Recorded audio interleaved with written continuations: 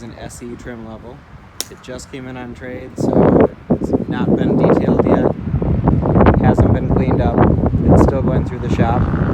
It does have some aftermarket modifications to it.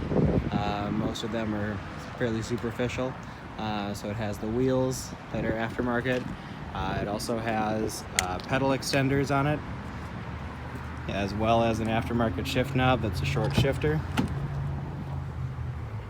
So you can see the pedal extenders down there. They make it a little easier for heel towing. The pedals are very close together that way. They are adjustable as well as you can remove them.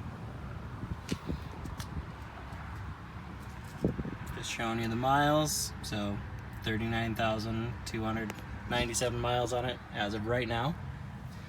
It does have an aftermarket shift knob on it as well. And it is very low down. When you're engaging reverse, it does get very low down there. Has the push button for start and stop. So even though this hasn't been detailed yet, it's still in really good shape and really clean looking. So a friend of mine did own this car, so I can tell you more history on it. If you do have any other questions on it, please let me know.